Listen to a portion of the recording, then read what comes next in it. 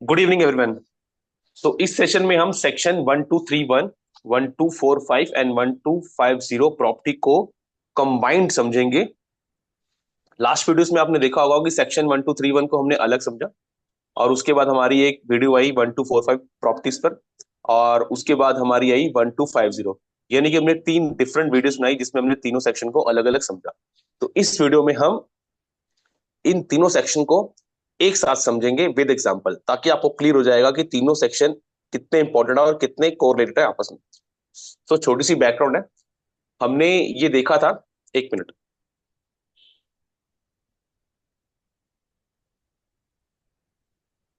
हमने ये देखा था 1231 क्या चीज होती है। एक एसिड है जो कि बिजनेस में यूज होती है, ठीक है। और उस एसिड को फर्दर हमने डिवाइड किया था सेक्शन 1245 में, 1250 में। 1245 किसको कंसिडर करती है? डेप्रिशिएबल पर्सनल प्रॉपर्टीज, यानी कि प्लांट एंड मशीनरी। और सेक्शन 1250 किसको कंसिडर करती है? रियल प्रॉपर्टी और लैंड। ये दोनों दोनों कौन सी हो सकती है? डेप्रिशिएबल, ठीक है। Section 1245, 1250 assets that are used in business और held by taxpayer more than 12 months. तो ये बेसिक चार पॉइंट होते हैं सेक्शन 1231 को कवर करने के लिए। उसके अंदर एसेट होती है depreciable personal property, depreciable real property and land, और वो बिजनेस में यूज हो रही है और मोर देन 12 मंथ्स, ठीक है।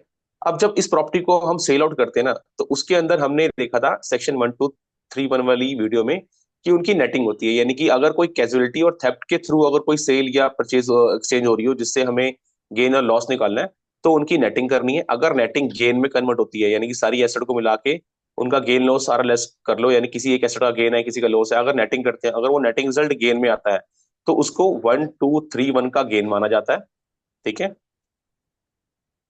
और अगर लॉस आता है नेटिंग करने के बाद, तो उसमें आपको नेटिंग नहीं करनी, दोनों को अलग अलग रखना है। यानी कि जो एसेट है गेन में उसे गेन में बताओ, जो लॉस है उसे लॉस में बताओ, ठीक है। दोनों के दोनों कौन से आ जाएंगे? ऑर्डनरी गेन और ऑर्डनरी इनकम आ जाएगा। इसको ऑर्डनरी में कन्वर्ट करते हैं। ये हमने लास्ट वीडियो में देखा था, तो यहाँ पे रिकैप करते हैं। सेम एज इट इज 1231 में भी ऐसे ही करेंगे। अगर तो गेन है तो गेन में कन्वर्ट करो, अगर लॉस है तो उनको डिफरेंट वे में दिखाओ, ऑर्डनरी गेन ऑर्डनरी लॉस के, ठीक है। फिर एक लुक बैक रूल आता है। अगर आपका गेन है तो हमने पिछले 5 साल के लॉस देखने हैं, कोई आपने लॉस तो नहीं सेट ऑफ किया ऑर्डिनरी इनकम के साथ, वो भी लॉस को हम करंट ईयर के गेन में कन्वर्ट करेंगे ऑर्डिनरी इनकम में, ठीक है। तो ये हमने पढ़ा था। तो ये तीनों पॉइंट मैंने आपको रिकैप कर दिए। सेक्शन 1245 के अंदर वो उसने बताया था, अगर आपकी प्रॉपर्टी सेक्शन 1245 की है, तो उसमें जितना आपने डेप्रिसिएशन क्लेम किया होगा ना, उसे रिकैप्चर करेंगे। रिकैप्चर किसमें करेंगे? जितना भी रिकैप्चर होगा उसे आप ऑर्डिनरी इनकम मानोगे अपनी, ठीक है। वो डेप्रिसिएशन कितना होगा? लेसर होगा जितना आपने गेन अर्न किया डिस्पोजिशन पे, और एक्यूमुलेटेड डेप्रिसिएशन जितना लेसर होगा वो आपका ऑर्डर इनकम होगी। बैलेंस अगर कोई बचता है तो वो आपका क्या बन जाएगा? 1231 गेन बन जाएगा। सेक्शन 1250 एसेट, उसके अंदर दो चीजें हमने देखी थी, एक डेप्रिसिएशन रिकैप्चर देखा था, एक देखा था अनरिकैप्चर सेक्शन। डेप्रिसिएशन रिकैप्चर में हमने बात की थी कि अगर कोई एसेट आपकी रेजिडेंशियल हो 87 से पहले की ली हो, और नॉन रेजिडेंशियल हो 81 से पहले की ली हो, तो उस पे क्या होता है, आपने उस टाइम ना क्या होता है, एक्सेलरेटेड डेप्रिसिएशन चलता होता था। उस टाइम के अकॉर्डिंग एक्सेलरेट डेप्रिसिएशन चलता था। तो आज के डेट में आईआरएस कहती है, अगर आपने उस टाइम से आज तक, अगर आपकी एसेट अभी भी रिवाइव है आपकी बुक्स में, एक्सेलरेटेड डेप्रिसिएशन से ज्यादा, यानी कि एसएलएम से ज्यादा आपने टेक डेप्रिसिएशन क्लेम किया है, यानी कि आपने अगर सपोज एक्सेलरेटेड में 10 1000 क्लेम किया हुआ है डेप्रिसिएशन, और एसएलएम के अकॉर्डिंग 7000 बनता है, तो आपने एडिशनल 3000 का डेप्रिसिएशन क्लेम किया हुआ है, यानी कि एडिशनल 3000। तो एडिशनल 3000 और जो गेन रिकॉग्नाइज, जो दोनों में से लेसर होगा, उसको हम ऑर्डनरी इनकम का पार्ट मानेंगे, ठीक है। तो ये हमारा मेन पॉइंट था। आज की डेट में ये जो डेप्रेशन रिकैप्चर ये खत्म हो चुका है, क्योंकि इतनी पुरानी कोई प्रॉपर्टी हमारी बुक्स में अभी कोई आपको मिलेगी नहीं। तो ये रूल यहाँ पर खत्म हो चुका है, कॉमनली यहाँ खत्म हो चुका है। और डेप्रिसिएशन का अनरिकैप्चर्ड सेक्शन कौन सा था? जिसमें आपका जो गेन है और जो एक्यूमुलेटेड डेप्रिसिएशन है, जो एसएलएम के अकॉर्डिंग आपका होना चाहिए, या आप एसएलएम क्लेम कर रहे हो, तो दोनों का जो लेसर है वो अनरिकैप्चर्ड सेक्शन का गेन माना जाएगा, और उसके ऊपर आपका स्पेशल रेट 25% चार्ज होगा। ये हमने लास्ट वीडियो में देखा था। तो ये दोनों के दोनों मैंने पेजेस पे आपको लास्ट 3 वीडियोस को रिकैप कर लिया। तो अब हम देखेंगे इनका कंबाइंड एक एग्जांपल, जिसमें आपको क्लैरिटी और मिल जाएगी कि सेक्शन कैसे एक दूसरे से कनेक्टेड है, ठीक है। एक एग्जांपल लेते हैं रिसोर्ट का, ठीक है ना। उसके अंदर हम सारा देखते हैं केस स्टडी की तरह से। उसके अंदर कैश है, एआर है, इन्वेंट्री है, air conditioner, furniture, dining table, building, land, इनकी मार्केट वैल्यू सपोज करो ये इतने पे सेल आउट हो रहे हैं। और टैक्स बेसिस का मतलब है यहाँ पे कॉस्ट माइनस डेप्रिसिएशन, यानी कि जिसे हम एडजस्टेड बेसिस भी कहते हैं। हमारी बुक में ये वैल्यू इतनी स्टैंड कर रही है। तो अब हम देखेंगे कि ये एसेट को हम कैसे कैसे बाइफिकेट करेंगे। तो हमने गेन निकालना है, realise amount minus tax basis. Realise amount कितनी है, मार्केट वैल्यू, और टैक्स बेसिस ये दिया हुआ है। इन दोनों का जो गेन आएगा वो देखना है हमने, और उसका करेक्टर चेक करना है। तो पहले 1231 एसेट क्या बोलती है, प्रॉपर्टी क्या बोलती है कि वो डेप्रिसिएशन होनी चाहिए। ठीक है, कैश डेप्रिसिएशन होती है नहीं, तो ये यहाँ पर नहीं है। अकाउंट रिसीवेबल डेप्रिसिएशन होता है नहीं, ये हट जाएगा। इन्वेंट्री डेप्रिसिएशन होता है नहीं, ये हट जाएगा। ये पहले तीन एंट्रीज तो हमारी हट गई। हेल्ड फॉर 12 मंथ्स, हम एज्यूम कर लेते हैं ये प्रॉपर्टी हमारी हेल्ड फॉर 12 मंथ्स है। यूज एंड ट्रेड ये बिल्कुल मान लेते हैं कि यूज्ड है। और कैनन इन्वेंट्री ये हमने पढ़ लिया और इन्वेंट्री को बाहर भी कर दिया। और जो इससे होने वाला गेन होगा वो इधर कैपिटल होगा, और जो लॉस होगा उसे हम ऑर्डिनरी मानेंगे। ये हम 1231 की वीडियो में देख चुके हैं। ठीक है, अब ये सारे के सारे एसेट हमारे कौन से हैं, 1231 है, इन पे डेप्रिसिएशन लग रहा है और 12 महीने से ऊपर यूज हो चुका है हमारे पास है। और यूज इन बिजनेस है, क्योंकि रिसोर्ट है, रिसोर्ट में सब कुछ यूज हो रहा है। तो ये सारे के सारे कौन से आगे 1231 एसेट में कवर हो गए। अब उसके बाद हम क्या चेक करते हैं कि सेक्शन 1231 तो है, लेकिन वो 1245 और 1250 में कन्वर्ट होता है। तो होगा, जरूर होगा, क्योंकि उसके अंदर एसेट ही तो होती हैं। ये सारे के सारे 1231 थे। अब हमने देखना है पर्सनल एसेट्स, और इसमें पर्सनल प्रॉपर्टी और इसमें रियल प्रॉपर्टी और लैंड। ठीक है, depreciable real property and land. तो लैंड आ गया ये 1250, बिल्डिंग आ गई ये 1250, और डाइनिंग, एयर कंडीशन, फर्नीचर, ये सारे के सारे किसमें आ गए 1245। अब यहाँ पे रिकैप्चर रूल अलग लगेगा, यहाँ पे अलग लगेगा। इसका जो अनरिकैप्चर रूल पे उस पर टैक्स कितना लगता है, 25% लगता है। इनके रिकैप्चर पे क्या लगेगा, ऑर्डिनरी इनकम लगेगी, ये हमें पता है। और जो बैलेंस गेन आएगा उसके ऊपर क्या लगेगा, 1231 का कैपिटल गेन लगेगा। अब वो कहता है आपने अलग अलग कर लिया, तो जो गेन आएगा ना उसको रीकैपिटलाइजेशन करना है। यानी कि टोटल गेन में से आपको बताना है, अगर वो 1245 है आपका ऑर्डरनी गेन कितना है, और 1231 के अकॉर्डिंग एलटीसीजी कितना है। ठीक है, अगर वो 1250 है तो उसमें आपको देखना है 25% के अकॉर्डिंग कितना आएगा, और एलटीसीजी के अकॉर्डिंग कितना आएगा। ठीक है, तो ये चेक करना है।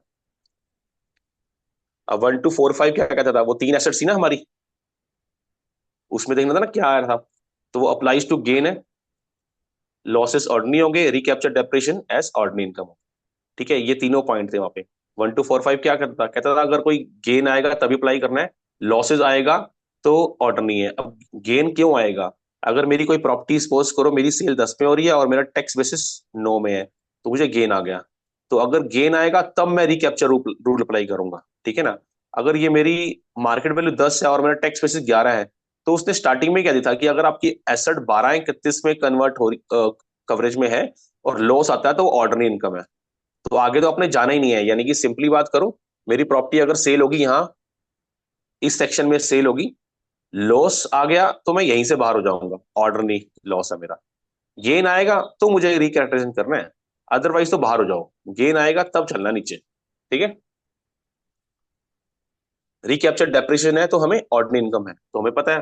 तो पहले एयर कंडीशन की बात करते हैं। मेरी मार्केट वैल्यू 1,20,000 की थी, टैक्स बेस मेरा 90 का है, तो मेरा गेन कितना हुआ, मोटा मोटा 30,000 का हो गया। अब वो कहता है आपकी कॉस्ट ना 1,00,000 की थी, डेप्रिसिएशन 10,000 का था। तो हमें पता है डेप्रिसिएशन और गेन रिकॉग्नाइज दोनों में से जो लेस होगा वो मेरा 1245 का गेन होगा। तो 10,000 मैंने लिख दिया इसमें से, और जो बैलेंस बचा वो मेरा 1231 का गेन है। तो यहाँ पे 10,000 ये हो गया, 20,000 ये हो गया।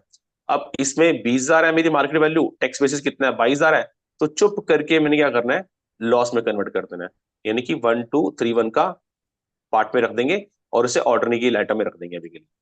ठीक है, उसके बाद है 5,000 का मेरा डाइनिंग है, 4,000 की मेरी टैक्स बेसिस है, 1,000 का मेरा प्रॉफिट हो गया, कॉस्ट मेरी 8 की है, 4 का मेरा डेप्रिसिएशन है। तो डेप्रिसिएशन और गेन में से जो कम है वो मेरा 1245 का गेन हो गया। तो ये मेरी होगी क्लैरिटी सिंपल वे में। ठीक है, अगला करते हैं 1250। 1250 में क्या कहा था उसने, दो चीजें होती हैं, रियल प्रॉपर्टी लेनी है, हमने रियल प्रॉपर्टी ली हुई है, देखो। वो कहता है रिकैप्चर, रिकैप्चर में हमने कहा था कि 81 वाला और 87 वाला कोई फंडा है ही नहीं है, तो ये हम मान रहे हैं कि ये प्लेस आफ्टर हुई है 86 के, ठीक है ना। तो यहाँ पर ऐसा कोई है ही नहीं है। वहां पे था ना रेजिडेंशियल और कमर्शियल, रेजिडेंशियल कब थी 81 की, और वो दूसरी थी कमर्शियल 86 थी, तो यहाँ पर 86 की सारे बाद में है। तो कहता है कि यहाँ पर कोई ऐसा लग ही नहीं रहा, ठीक है ना, तो यहाँ पर अनकॉमनली है, हम इसे मानते हैं। अब स्पेशल रेट में क्या था, 25% ले रहे हैं। अब बिल्डिंग देखो 12.5 लाख की है, 10 लाख का बेसिस है मेरा, तो मेरा प्रॉफिट कितना होगा, 2.5 लाख का हो गया। अब वो कहता है कॉस्ट आपकी 13 लाख की थी, 3 लाख का आपका डेप्रेशन है, तो डेप्रेशन और गेन में से जो कम है वो मेरा 1245 का 1250 का गेन हो जाएगा, तो ये गेन मेरा 2.5 लाख पूरा हो गया, ये गेन जीरो आ गया। और लैंड के ऊपर डेप्रेशन कभी लगता नहीं है, तो ये मेरी एसेट तो 1231 की होती है, लेकिन इस पे 1250 सेक्शन कभी अप्लाई नहीं होता, तो यहाँ पर गेन कितना आ गया मेरा, 1.5 लाख आ गया, क्योंकि इनका डिफरेंस 1.5 लाख है। ठीक जी, ये हो गया। अब हम इनको कंबाइंड कर लेते हैं सारे के सारे को, देखते हैं इसमें रिजल्ट क्या बना। जो मेरा ये पहले 3 एंट्री थी, ये 1231 की नहीं है, लेकिन मैंने यहाँ पर देखना मेरा कोई गेन गुन तो नहीं हो रहा, कैश है, कैश का कैश बैठ रहा है, कोई चक्कर नहीं, अकाउंट रिसीवेबल मेरा सेम है। अब मैंने इन्वेंट्री 75 की थी, 80 का मेरा स्टॉक था, मैंने 75 में बेची थी, तो 5,000 का मेरा लॉस है, तो ये लॉस कौन सा होता है, ऑर्डर नहीं आइटम का लॉस होता है, तो इसे अभी रख लो ऑर्डर नहीं में। एयर कंडीशन में हमने ऊपर देखा था, हमारा 1231 का गेन था 20,000, और 1245 का था 10,000। ये कौन सा गेन है मेरा, एलटीसीजी वाला, जिसके ऊपर रेट कौन सा लगेगा, कौन सा लगेगा पता है, 0, 15, 20 वाला। सॉरी। और इसके ऊपर कौन सा लगेगा, ऑर्डिनरी इनकम वाला, और ये स्पेशल रेट है ही है। सेकंड था मेरा फर्नीचर, फर्नीचर में लॉस था, तो मैंने ये लॉस लिखा हुआ है अभी। एक्चुअल में ये लॉस ऑर्डिनरी वाला होता है, लेकिन हमें स्टार्टिंग में समझाया गया था कि सारी 12 12 31 वाली जितनी भी प्रॉपर्टीज है उसको हमने नेट करना है। अगर वो नेट गेन में कन्वर्ट होगा तो हम गेन मानेंगे, अगर वो नेट लॉस में कन्वर्ट होगा तो हम उसे ऑर्डिनरी गेन और ऑर्डिनरी लॉस सबको अलग अलग लिखेंगे। लेकिन यहाँ पे जब हम नेटिंग करेंगे ना इसको, तो ये नेटिंग मेरी 168 आएगी, वो भी गेन की आएगी। ठीक है। डाइनिंग टेबल में मेरा प्रॉफिट था 1,000 का, बिल्डिंग में मेरा प्रॉफिट था 1250 वाला 2.5 लाख का, और लैंड में कितना आ रहा था 1231 का 1.5 लाख का। तो मैं यहाँ पे सबको अलग अलग कर लूंगा। ऑर्डिनरी इनकम मेरी कितनी बनी, 5,000 का लॉस जो स्टॉक से आया, 10,000 का प्रॉफिट जो मेरा एयर कंडीशन से आया, 1,000 का प्रॉफिट डाइनिंग से आया, तो मेरी ये 6,000 का ऑर्डिनरी इनकम बन गया। कैपिटल गेन वाला कौन सा था, 1231 वाला, 20,000 वाला ये आ गया, 2,000 लॉस ये मेरा नेट हो गया, और 1.5 लाख वाला लैंड का आ गया, तो ये मेरा कितना बन गया, 168 बन गया। स्पेशल रेट एक ही था, 2.5 लाख का बन गया। अब 1231 का जो ये गेन है, इसके अंदर मुझे थर्ड स्टेप अप्लाई करना है, जो 1231 के सेक्शन में हमने देखा था कि लुक बैक पीरियड वाला।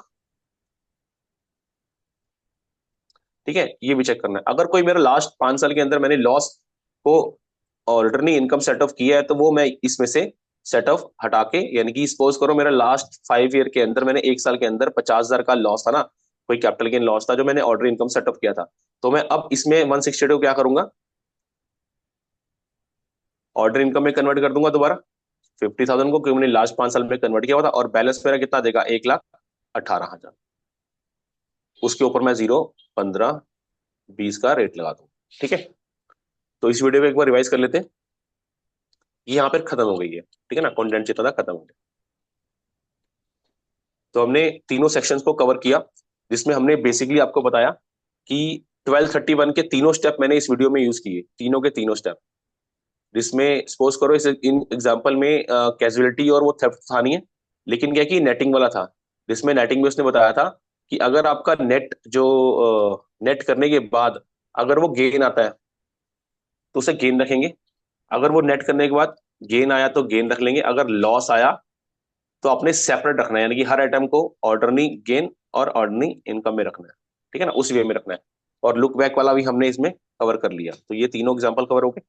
ये वाला भी हमने कवर कर लिया, 1 2 4 5 दोनों देख लिए इसमें। ठीक है ना, तो ये एग्जाम्पल था जिसमें हमने रिसोर्ट को लिया, 7 8 आइटमें ली, सारी की सारी हमने मार्केट और टैक्स बेसिस रखे, उनके आगे उनको पहले देखा कि 1231 में कौन कौन सी आ रही है, फिर उसको दोबारा फर्दर क्लासिफाइड किया, फिर उसका गेन जो है उसे रिकैरेक्टराइज किया, फिर हमने डेप्रेशन और कॉस्ट अकॉर्डिंग सारी कैलकुलेशन समझी इसमें, ये 1245, ये 1250, और ये कंबाइंड सोल्यूशन। तो इसमें हमने चेक कर लिया कौन सा प्रॉफिट कहाँ पे आ रहा है।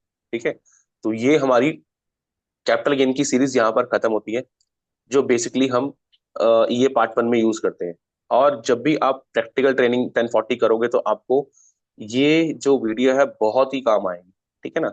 आपके सारे के सारे कॉन्सेप्ट क्लियर हो जाएंगे, ठीक है। तो ये हमारा है ऑप्शन नंबर। अगर आपको ये कोर्स के रिगार्डिंग कुछ भी इंफॉर्मेशन लेनी हो और फॉर्म 1040 प्रैक्टिकल ट्रेनिंग के रिगार्डिंग कुछ भी इंफॉर्मेशन चाहिए, तो आप हमारी टीम से कॉन्टेक्ट कर सकते हैं और हमारे यूट्यूब चैनल को आप सब्सक्राइब कर सकते हैं, ताकि जो रेगुलर कंटेंट यूट्यूब पे अपलोड होगा वो आपको मिलता रहे। Till till then take care, bye.